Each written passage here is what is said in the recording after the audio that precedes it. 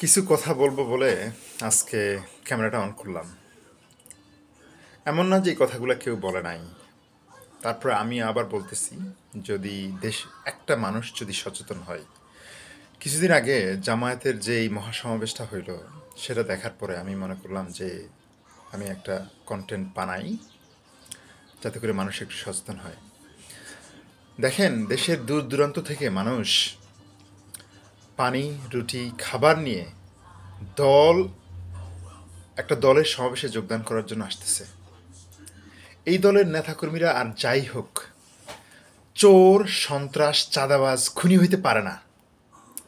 যারা একটা দলের সমাবেশে নিঃস্বার্থভাবে যোগ দেওয়ার জন্য সময় নিয়া এবং পানি রুটি নিয়ে নিজের বন্দোবস্ত নিজে করে আসতেছে, তাদের দলের সদস্যদের যারা এলাকায় মানুষ খুন হবে বলে এটা আমি বিশ্বাস করি না।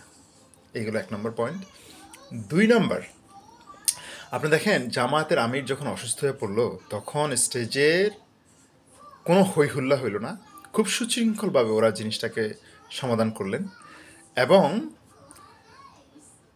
জামাতের আমির যখন বসে বসে বক্তৃতা দিচ্ছিল, সেখানে একজন ডাক্তার তাকে চিকিৎসা দিচ্ছিল। সেই সাথে এই ডাক্তার একজন ওই সব দলেরই, জামায়াতের দলেরই একজন কর্মী। তার মানে এই দলের যেই সাংগঠনিক অবকাঠামো, যে সদস্য থেকে উপরের দিকে যাওয়ার যে প্রক্রিয়াটা, এই প্রক্রিয়ার মধ্যে এরা কেউ ডাক্তার হয়, কেউ ইঞ্জিনিয়ার হয়, ভালো পড়াশোনা করে দেশের একজন সুনাগরিক হিসেবে গড়ে ওঠে এরা। আওয়ামী লীগ এবং বিএনপির মতো রাস্তার টোকায় সন্ত্রাস, চাঁদাবাজ সম্মিলিত নেতাকর্মীদের পাশে যে সমস্ত সন্ত্রাস, চাঁদাবাজ, অস্ত্রধারীরা থাকে, এদের পাশে আপনি জামায়াতের নেতাকর্মীদের পাশে আপনি একটা সন্ত্রাস, চাঁদাবাজ, অস্ত্রধারী দেখাইতে পারবেন না। গত 15 বছরে, গত 16 বছরে আমরা আওয়ামী লীগের শাসন ব্যবস্থা দেখছি, এর আগে বিএনপির শাসন ব্যবস্থা দেখছি, তারেক রহমানের রূপও দেখছি, আমরা জাতীয় পার্টিকেও দেখছি। আমাদের দেশে এক ধরনের তথাকথিত আধুনিক মন মাইন্ডের লোক আছে, যাদের নাক উঁচা স্বভাব জামাতের প্রতি, অথচ যা দেখেন এরা এক একটা চোর বাটপার। এরা সরকারি অর্থ আত্মসাৎ করে বড় বড় বিল্ডিং করছে, অথচ কথা বলা, ও জামাত, হুজুর, টুপি। এরা ওই হালুয়া রুটি খাওয়ার জন্য আসে। শুয়োরের বাচ্চারা, তোদের এই সমস্ত কথা বলার আগে তোদের নিজেদের চেহারা দেখায় নাই। এই কুত্তার বাচ্চারা দেশটাকে ধ্বংস করছে, যারা সরকারি আমলা, পুলিশ, যারা এই ধরনের কথা বলে, মনে রাখবেন এরাই বড় বড় চোর, দেশের শত্রু। এরা দেশটাকে বাইরে ফেলছে। এরা দেশের টাকা চুরি কইরা, ঘুষের টাকা নিয়া বিদেশে আইসা, উফ, এই দেশটা কত সুন্দর, বিদেশে আইসা বলে যে এই দেশটা কত সুন্দর। আর আমাদের দেশে চোর বাটপার। কুত্তার বাচ্চারা, তোদের রক্তনালী দিয়া চোর প্রভাবিত হইতেছে, তোরা প্রত্যেকটা এক একটা চোর। জামাত যদি দেশের সরকার নির্বাচিত হয়, জামাতের প্রতি আমার অনুরোধ থাকবে, বাংলাদেশের যে সমস্ত আমলারা, যে সমস্ত সরকারি চাকরিজীবীরা আঙ্গুল ফুলে কলা গাছ হয়েছে, একটা স্পেশাল টাস্ক ফোর্স গঠন করা এদের সম্পদের বিবরণী, সম্পদের হিসাব নেওয়া। চাকরি হওয়ার আগে কি অবস্থা ছিল, চাকরি হওয়ার পরে এই শুয়োর বাচ্চাদের কি অবস্থা হয়েছে, এই কুত্তার বাচ্চারা দেশের রক্ত কতটা চুষছে, গরিবের হক কতটা নষ্ট করছে, এদের সম্পদের যদি হিসাব না দিতে পারে, ডাইরেক্ট বাজেয়াপ্ত করা। সরকারের প্রতি আমার অনুরোধ থাকবে, একটা এই কাজটা যদি করে, দেশের সমস্ত সরকারি চাকরিজীবীরা জনগণের শাসক না হয়ে, জনগণের শোষক না হয়ে, অত্যন্ত সেবামূলক মন মানসিকতা নিয়ে কথা বলবে।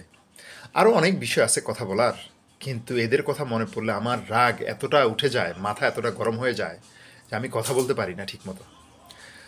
তো দেশের জনগণের প্রতি অনুরোধ থাকবে, আপনারা তো 3টা দলকে দেখলেন, জাতীয় পার্টি, জামাত, বিএনপি, আওয়ামী লীগ, হায়না, কুকুর, বিড়াল, শিয়ালের হাতে দেশটাকে দিয়ে দেশটা ছিন্ন ভিন্ন করে ফেলাইছে।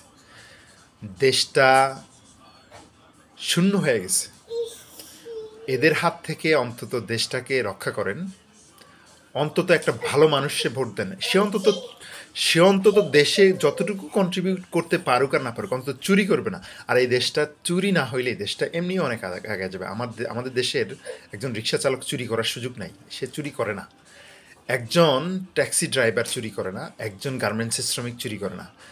যত দেখবেন সচিবালয়ের দিকে যে সমস্ত স্যুট টাই পরে লোকগুলা যাইতেছে, মনে করবেন এরা এক একটা শিক্ষিত, তথাকথিত শিক্ষিত, আমি এদেরকে শিক্ষিত বলতে চাই না, এদের এদের মানে শিক্ষা নৈতিকতা রাস্তার একটা কীট পতঙ্গের চাইতে খারাপ। একটা কীট পতঙ্গ কষ্ট কইরা খায়, এরা চুরি কইরা খায়। এদেরকে আজীবন জেল দেওয়া উচিত। যদি চুরি দালালি প্রমাণ হয়, উচিত হবে আজীবন জেল দেওয়া।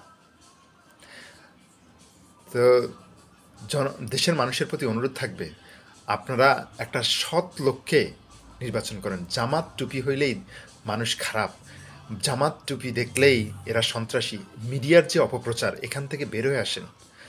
কারণ আপনি আরব আমিরাতের দিকে দেখেন, ওইখানে তো জামাত দাড়ি টুপিওয়ালা মানুষ, ওদের শাসন ব্যবস্থা তো খুব সুন্দর, ওরা তো খুব সুন্দরভাবে দেশ চালাইতেছে।